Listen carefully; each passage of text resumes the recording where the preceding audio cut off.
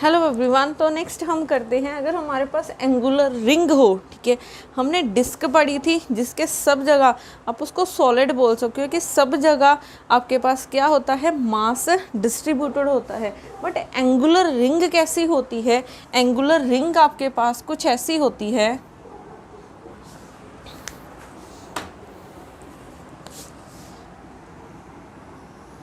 ये रिंग है, ठीक है, एंगुलर मतलब कुछ ऐसी होगी, सिर्फ मास यहाँ प्रेजेंट है। अब मास इनसाइड नहीं है, ठीक है, मास रिंग के इनसाइड नहीं है, जैसे हम बैंगल्स पहनते हैं ना उस तरह, ठीक है, एक रिंग टाइप होगी। तो मास सिर्फ यहाँ पे है, इतनी जगह में है और इनसाइड मास नहीं है, इसको हम बोलते हैं एंगुलर रिंग। अब ये एक्स एक्सिस मान लेते हैं, ये वाई, ये हम बात कर, ये 2D में ही है, रिंग है तो 2D में ही है। तो अब यहाँ पे देखो, इसका रेडियस हो जाएगा R1, इसका मान लेते हैं R2, ठीक है।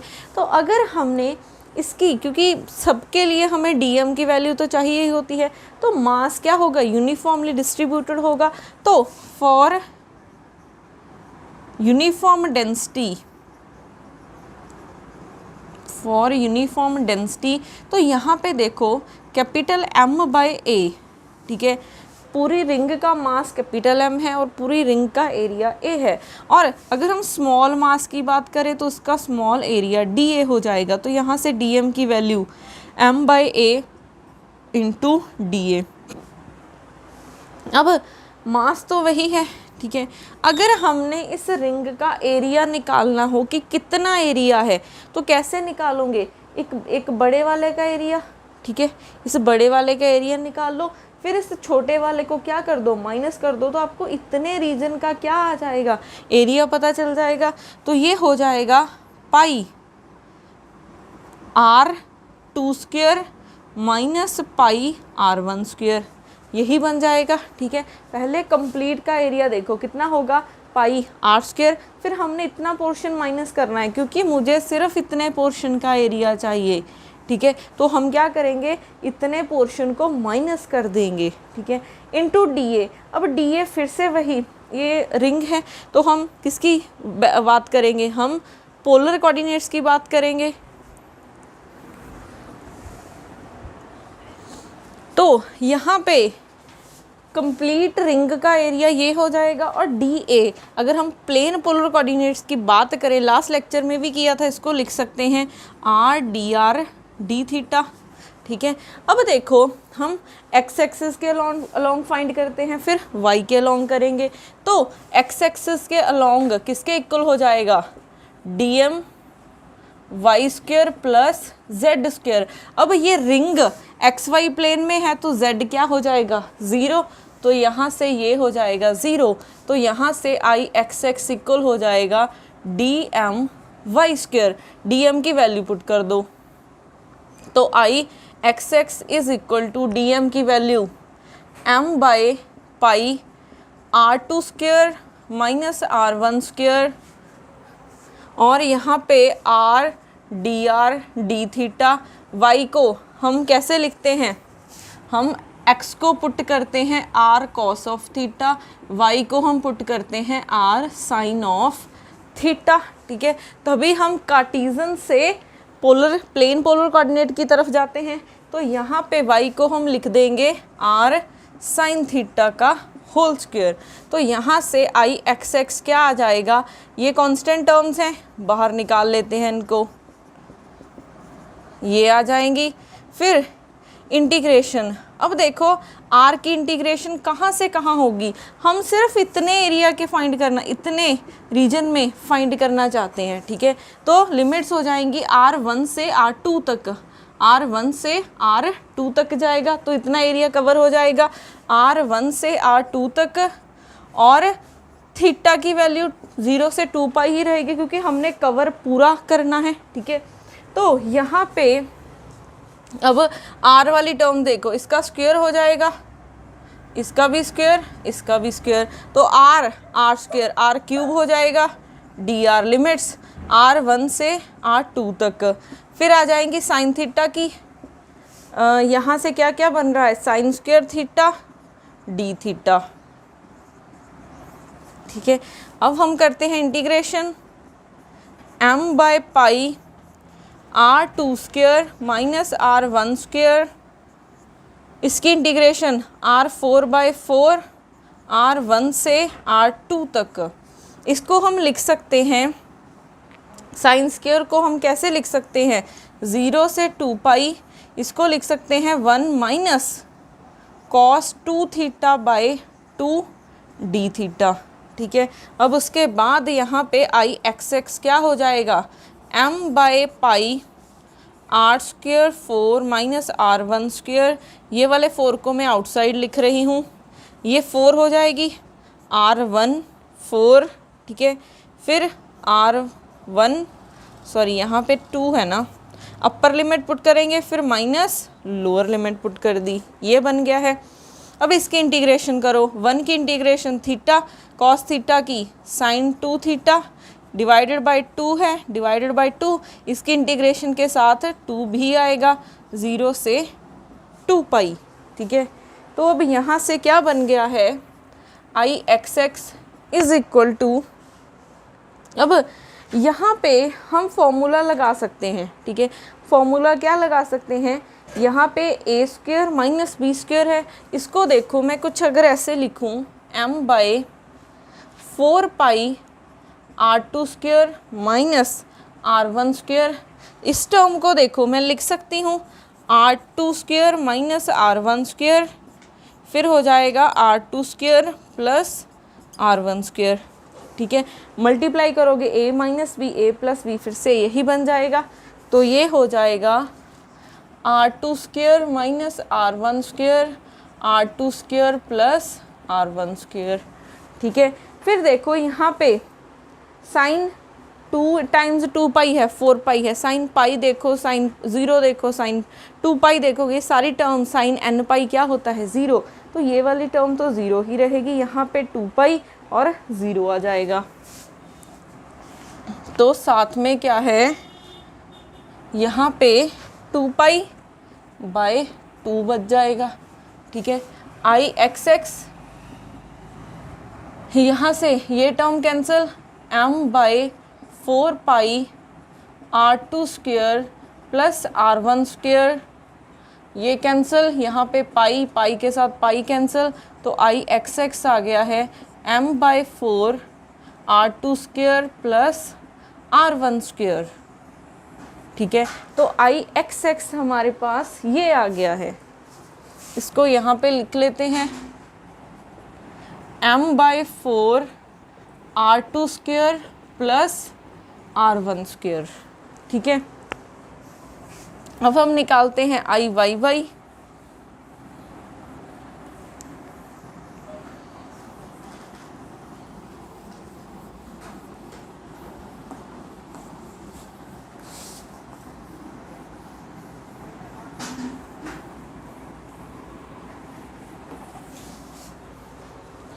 तो आई वाई वाई क्या हो जाएगी, integration D M X square plus Z square, ये रिंग हमारे पास एक्स वाई प्लेन में है, तो जेड कोऑर्डिनेट 0, तो यहाँ से ये 0, तो ये बन गया है D M X square, value put कर दो डी एम की, क्या है m by pi r2 square minus r1 square, पहले ही बाहर निकाल लेते हैं इंटीग्रेशन से क्योंकि कांस्टेंट है, अंदर क्या बचा है r dr d theta, x की वैल्यू ये रही r cos थीटा का स्क्वायर। ठीक है, तो I y y is equal to m by pi r2 square minus r1 square. ठीक है, तो यहाँ पे फिर से लिमिट्स तो वही रहेंगी, r की लिमिट्स r1 से r2 तक, r है r स्क्वायर है, तो ये हो जाएगा r क्यूब dr। ठीक है, 0 से 2 पाई रहेंगी लिमिट्स थीटा की, cos square theta d theta. तो यहाँ से देखो क्या बनेगा, m by pi r2 square minus r1 square, integration करो r4 बाय 4 R1 से R2 तक, इसको लिख सकते हैं हम 0 से 2 पाई 1 plus cos 2 theta by 2 D theta. ठीक है, अब यहाँ से हो जाएगा m बाय, ये 4 बाहर निकाल रही हूँ, R2 square minus R1 square, यहाँ पे upper limit R24 minus R14, इसकी इंटीग्रेशन करोगे थीटा कॉस की integration sine 2 theta divided by 2 है, यहाँ पे 2 इंटीग्रेशन के साथ 2 आएगा 0 से 2 पाई। अब सिमिलरली चाहे अपर लिमिट पुट करो चाहे लोअर लिमिट पुट करो, ये टर्म 0 ही रहनी है क्योंकि साइन n पाई 0 होता है, तो ये टर्म बचेगी सिर्फ। तो I y y is equal to m, इसको लिख सकते हैं a square minus B square, तो R2 square minus R1 square, फिर R2 square plus R1 square divided by क्या आया है 4 पाई R2 square minus R1 square, यहाँ से 2 पाई बाय 2, 2 पाई बाय 2, ये कैंसिल, पाई के साथ पाई कैंसिल, ये टर्म के साथ ये टर्म कैंसिल, तो आई वाई वाई क्या बन गया है,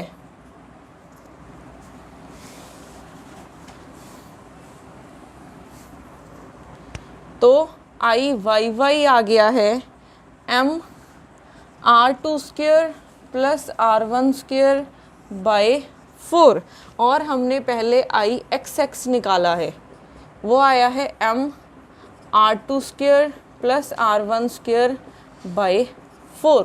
ठीक है, अब अगर हम नेक्स्ट बात करें,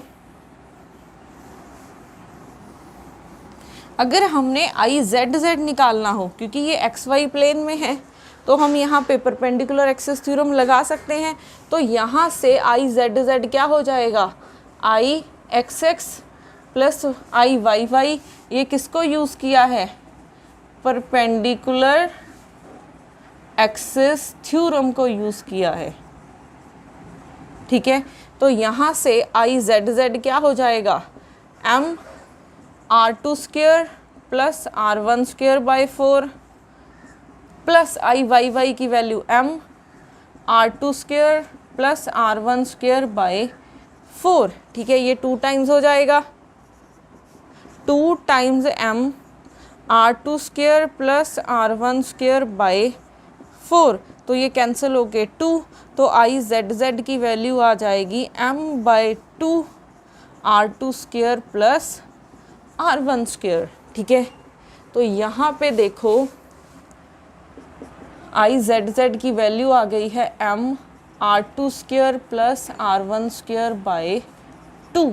ठीक है, तो ये थी हमारी एंगुलर रिंग, इसमें हम ये निकाल सकते हैं कि आई एक्स एक्स, आई वाई वाई, फिर और आई जेड जेड।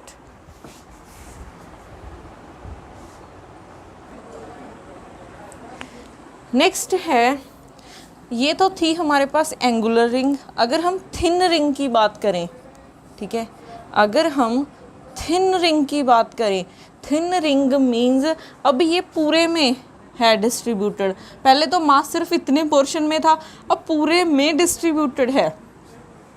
ठीक है, तो अगर कंप्लीट में डिस्ट्रीब्यूटेड है तो हम क्या करेंगे, ये वाला रेडियस है, ठीक है, सिर्फ R2 रखेंगे और R1 को क्या कर देंगे, 0 कर देंगे। अगर हमने थिन रिंग के लिए देखना है, R1 को क्या कर देंगे, 0। तो देखो आई एक्स एक्स क्या हो जाएगा, m R2 को हम R लिख देते हैं, तो R स्क्वेयर बाय 4, और यहाँ पे आई वाई वाई क्या हो जाएगा, m R स्क्वेयर बाय, यहाँ पे आ जाएगा 4, और आई जेड जेड क्या बन जाएगा, ओके। यहाँ पे देखो हम इसको 0 नहीं कर सकते, ठीक है, 0 क्यों नहीं कर सकते। अब यहाँ पे देखो हमने क्या करना है, इस मास को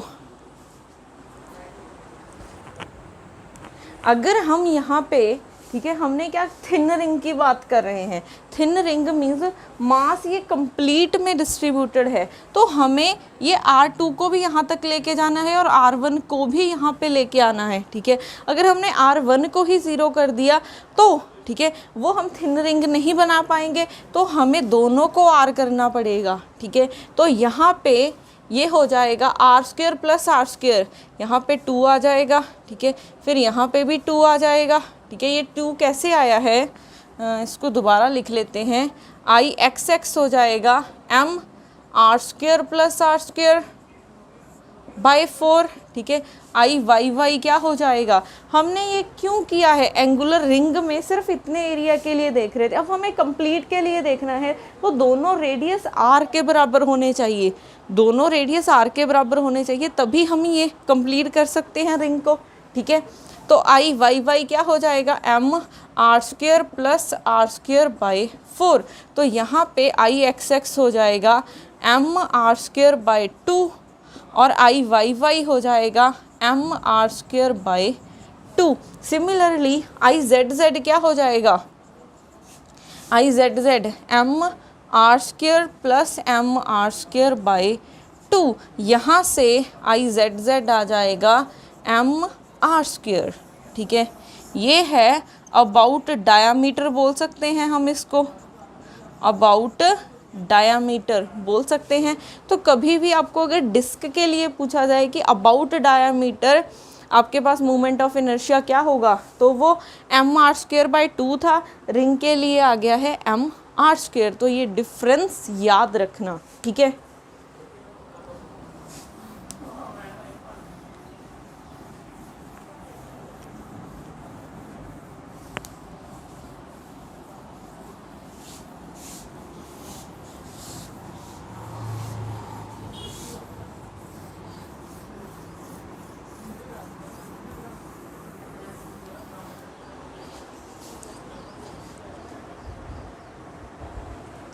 उसके बाद है 7th हमारे पास एंगुलर स्फीयर बोल सकते हैं आप इसे, या फिर स्फेरिकल शेल बोल सकते हैं। इसका एग्जैक्ट नेम देख लेते हैं क्या होगा।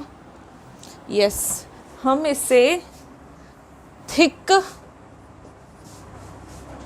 स्फेरिकल शेल बोल देते हैं, स्फेरिकल शेल, ठीक है। जैसे आपके पास रिंग थी, एंगुलर रिंग थी, उसमें सिर्फ स्मॉल रीजन में ही मास डिस्ट्रीब्यूटेड था। अब वैसे ही अगर आप उसको 3D में देखोगे तो वो क्या हो जाएगा, स्फेरिकल शेल हो जाएगा। तो ये कुछ ऐसा होगा। अब ये एक स्फीयर है, ठीक है, एक्स वाई जेड। अब बस सिर्फ इतने रीजन में है मास, मास सिर्फ इतने रीजन में डिस्ट्रीब्यूटेड है, ठीक है। इसका रेडियस r1, इसका हो जाएगा r2, ठीक है। अब यहाँ पे भी क्योंकि हम मोमेंट ऑफ इनर्शिया के निकालने के लिए यूनिफॉर्म डेंसिटी वाला कॉन्सेप्ट तो अप्लाई करेंगे ही, यूनिफॉर्म डेंसिटी वाला। तो क्या हो जाएगा यहाँ पे देखो m बाय, अब ये हम बात कर रहे हैं किसकी, 3D की, क्योंकि अब तक हम 2D की बात कर रहे थे। तो 2D की बात करेंगे तो वॉल्यूम की जगह पे एरिया आएगा, क्योंकि डेंसिटी क्या होती है, मास पर यूनिट वॉल्यूम। तो अब 3D की बात कर रहे हैं तो यहाँ पे वॉल्यूम आएगा और स्मॉल dm और स्मॉल वॉल्यूम हो जाएगा। तो यहाँ से dm की वैल्यू आ जाएगी m by v into dv। अब मास कैपिटल M, वॉल्यूम, इस रिंग, इस स्फीयर का, इस शेल का हमने क्या फाइंड करना है, वॉल्यूम फाइंड करना है। सिर्फ कितने रीजन में, सिर्फ इतने रीजन में वॉल्यूम फाइंड करना है। तो क्या करेंगे, पहले बड़े वाले का निकालेंगे। स्फीयर का वॉल्यूम होता है 4/3 पाई r³, ठीक है। पहले बड़े वाले का निकाला, फिर ये छोटा वाला क्या कर देंगे, माइनस कर देंगे, तो इतने रीजन में आ जाएगा। तो -4/3 पाई r1³, ठीक है, dv। अब अगर हम कार्टीजन कोऑर्डिनेट्स में बात करें, ठीक है, कार्टीजन कोऑर्डिनेट्स में बात करें तो वॉल्यूम होता है dv हो जाएगा dx dy dz। अगर हमने क्या करना हो, स्फेरिकल कोऑर्डिनेट्स में जाना हो तो x को पुट करेंगे r cos of theta sine theta sine phi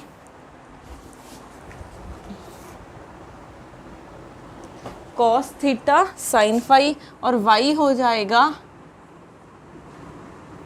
are sine theta sine phi, ठीक है, z हो जाएगा r ऑफ cos थीटा, ये आपको पता होने चाहिए। अब स्फेरिकल कोऑर्डिनेट्स में वॉल्यूम किसके इक्वल हो जाएगा? वॉल्यूम होता है r square sine theta dr d theta d phi, ठीक है। स्फेरिकल कोऑर्डिनेट्स में वॉल्यूम किसके इक्वल हो जाएगा? r square sine theta dr d theta d phi. तो यहाँ पे पुट हो जाएगा r square sine theta dr d theta d phi, ठीक है। अब उसके बाद देखो यहाँ पे dm निकाल लिया है। अब हमने x एक्सिस के अलॉन्ग भी निकालना है, y के अलॉन्ग भी और z के अलॉन्ग भी। तो i x देखो क्या हो जाएगा, i x निकाला है इन्होंने कि क्या निकाला है, एक बार चेक कर लेते हैं।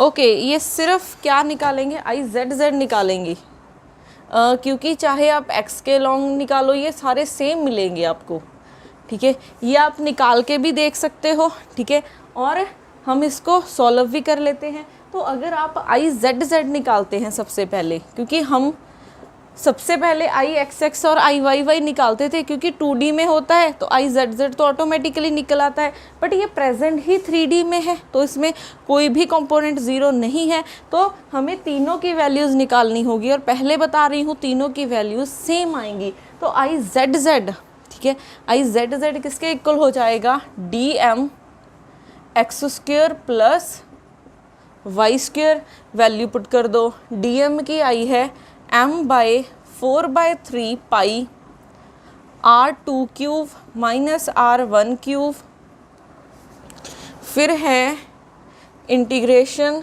ठीक है। अब ट्रिपल इंटीग्रेशन आएगी, r square sine theta dr d theta d phi और x square plus y square. x की वैल्यू कितनी है? x की वैल्यू वहाँ से देखो, r square cos square theta sine square phi plus y की value r square sine square theta sine square phi, ठीक है। अब उसके बाद यहाँ पे m/4/3 पाई r2 cube minus r1 cube. अब अगर हम लिमिट्स की बात करें, हमने पूरे स्फेरिकल शेल को कवर करना है तो सिर्फ इतने रीजन में देखना है। तो ये हो जाएगा r की लिमिट्स r1 से r2 तक, थीटा की होती हैं 0 से पाई 3D में, और फाई की 0 से 2 पाई होती हैं। ये तो आपको याद रखनी ही है, ठीक है। उसके बाद यहाँ पे 0 से 2 पाई, 0 से पाई, r1 से r2, r square sine theta dr d theta d phi. यहाँ पे r स्क्वायर कॉमन आ रहा है एक तो, ठीक है, और क्या है, साइन स्क्वायर फाई कॉमन आ रहा है, फिर cos square phi plus sine square theta है,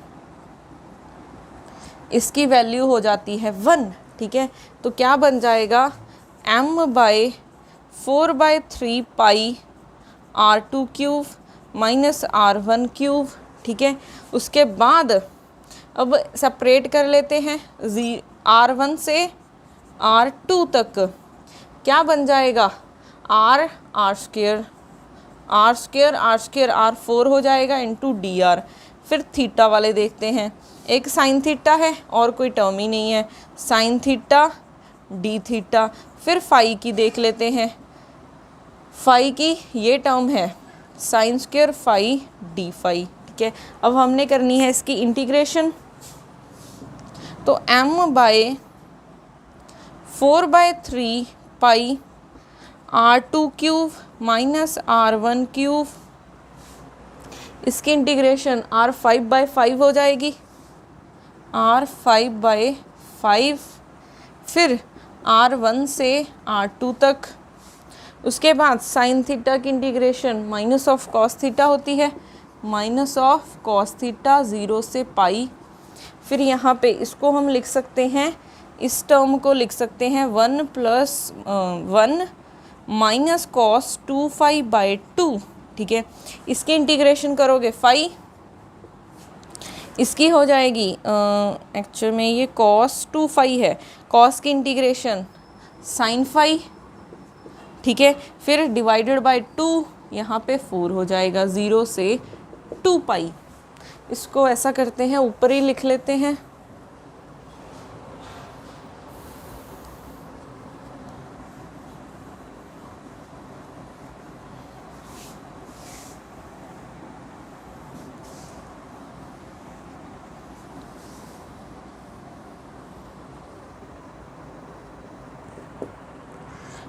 m/4/3 पाई r2 cube minus r1 cube, ठीक है। लिमिट्स पुट करो, ये 5 को मैं बाहर लिख रही हूँ, ठीक है। ये 3 ऊपर चला जाएगा, यहाँ पे 5 आ जाएगा मल्टीप्लाई में, फिर यहाँ पे r2 5 माइनस r1 5, फिर अपर लिमिट पुट करेंगे, minus cos of 5 minus minus minus plus cos of 0। उसके बाद अगर हम यहाँ पे पुट करें, साइन में चाहे 0 देखो, साइन पाई देखो, साइन 2 पाई देखो, ये सारे 0 होते हैं, तो ये वाली टर्म ने तो 0 ही रहना है। अपर लिमिट पुट करेंगे, लोअर लिमिट इसकी भी 0 हो जाएगी, तो ये हो जाएगा 2π/2, तो ये कैंसिल हुआ, ठीक है।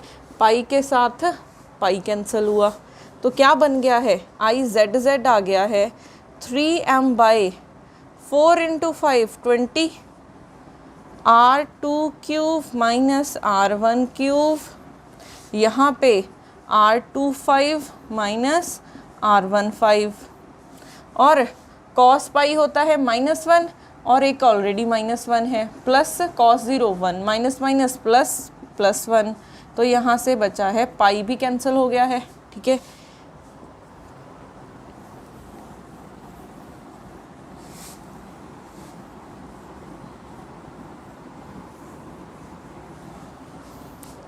तो यहाँ से 3m r2 5 minus r1 5 20 r2 cube minus r1 cube, ये 1 + 1 2, ये कैंसिल होके 10, तो IZ आ गया है 3m r2 5 minus r1 5 10 r2 cube minus r1 cube, ठीक है।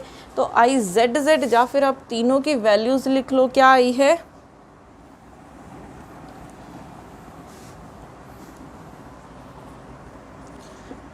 m r2 5 minus r1 5 divided by 10 r2 cube minus r1 cube, ठीक है, ये बन गई है।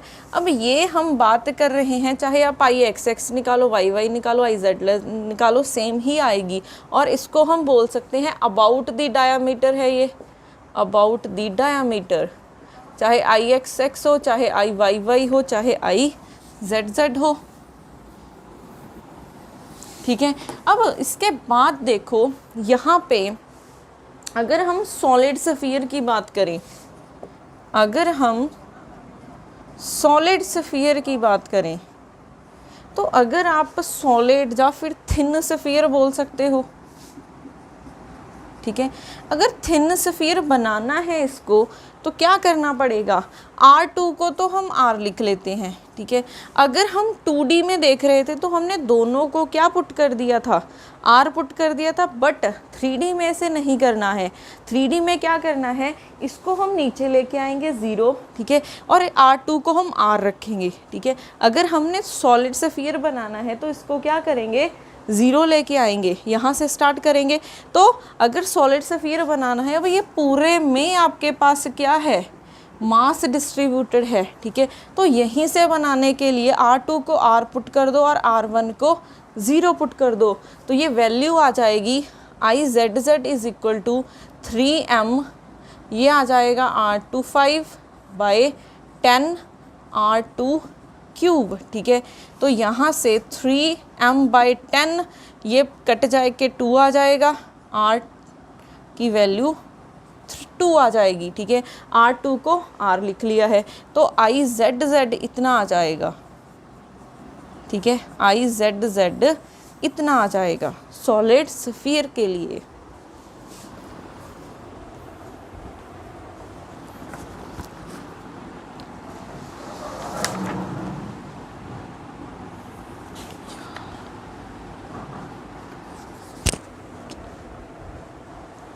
अब यहाँ पे ठीक है, ये आंसर आ गया है, बट आपको कई बुक्स में क्या मिलेगा, यहाँ पे जो हमने ये कोऑर्डिनेट्स लिए हैं इसमें थोड़ा सा चेंज कर देते हैं। वो चेंज देखो कैसे करते हैं। हमने यहाँ पे साइन फाई लिया है, ठीक है, तो वो यहाँ पे कुछ ऐसा हो जाएगा कॉस फाई साइन थीटा, ठीक है।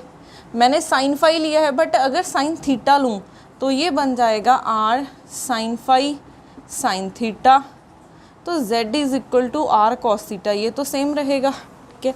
तो यहाँ पे हमारे पास अगर आप इसको वैल्यूज़ पुट करोगे, ठीक है, x square plus y square चाहिए होता है हमें आई जेड जेड में, तो एक्स स्क्वायर की वैल्यू पुट करो R square cos square phi sine square phi cos square phi sine square theta plus R square sine square phi sine square theta, ठीक है।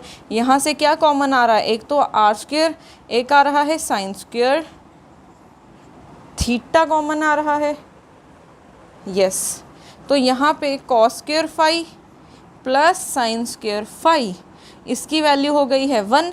तो यहाँ पे x square plus y square आ गया है r square sine square theta. पहले हमारे पास आया था r square sine square phi, तो अब इंटीग्रेशन में फ़र्क पड़ जाएगा, ठीक है। आप कई बुक्स में ये भी लिखा होता है, बट अगर आपको एग्ज़ाम में नहीं गिवन कि कौन से कोऑर्डिनेट गिवन है, तो आप ये वाले कोऑर्डिनेट्स के साथ काम करोगे और इसको सॉल्व करके देखना आपके पास क्या आंसर आ जाएगा, मैं वो लिख देती हूँ, ठीक है। उसके साथ आपके पास आंसर आ जाएगा 2/5 m r25 minus r15 divided by r2 cube minus r1 cube, ठीक है। तो आई जेड जेड की वैल्यू ये आ जाएगी।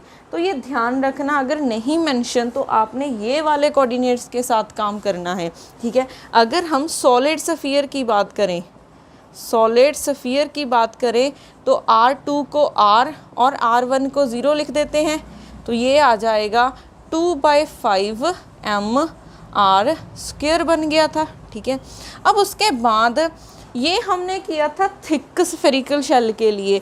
अगर हमने करना हो थिन स्फेरिकल शेल के लिए, थिन स्फेरिकल शेल के लिए, तो क्या करोगे आप, थिन स्फेरिकल शेल के लिए R1 को 0 दोनों को हमने क्या पुट कर देना है, R पुट कर देना है, जैसे वो डिस्क वाला केस था, ठीक है। तो इन दोनों को आपने क्या पुट कर देना है, R पुट कर देना है। तो यहाँ पे आपके पास वैल्यू क्या आ जाएगी, ठीक है, यहाँ पे वैल्यू आ जाएगी 2/3 m r स्क्वायर। अब आप सोचोगे कि अगर दोनों को R पुट कर दिया तो यहाँ पे 0/0, तो ये 0/0 फॉर्म आ जाएगी। ये हम कंटिन्यूटी वाले चैप्टर में करते हैं कि अगर 0/0 फॉर्म आ जाए तो हम कैसे सॉल्व करेंगे, इसका डेरिवेटिव लगा के इसमें लिमिट्स पुट करेंगे, ठीक है। आपने क्या करना है, डेरिवेटिव कर दो इसको, 3m इसका डेरिवेटिव करोगे 5 अच्छा इसमें वैल्यूज पुट कर रहे हैं ना हम, इस वाले में देखो थिन स्फेरिकल शेल में आपने दोनों को R पुट करना है। अगर दोनों को R पुट करोगे ऊपर भी 0 नीचे भी 0, तो ये 0/0 फॉर्म बन रही है, ठीक है। तो हमने इस 0/0 फॉर्म को कैसे रिमूव करेंगे, डेरिवेटिव करो इसका, तो 2m इसका डेरिवेटिव करोगे 5r2 पावर 4 माइनस 5r1 की पावर 4 डिवाइडेड बाय 5, यहाँ पे 3 और क्या हो जाएगा, इसका स्क्वायर माइनस 3r1 का स्क्वायर। अब दोनों को आपने क्या पुट करना है, r पुट करना है। यहाँ पे भी फिर भी नहीं आएगा, ठीक है।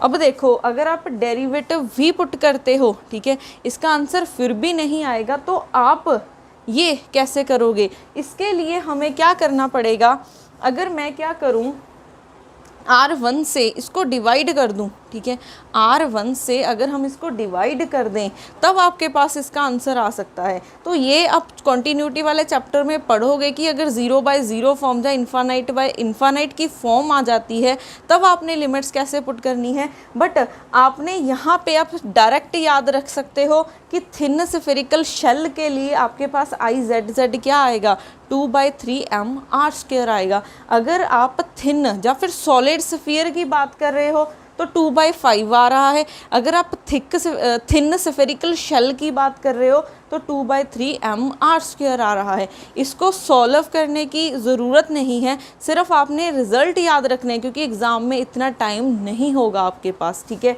तो ये रिज़ल्ट्स आपको याद होने चाहिए।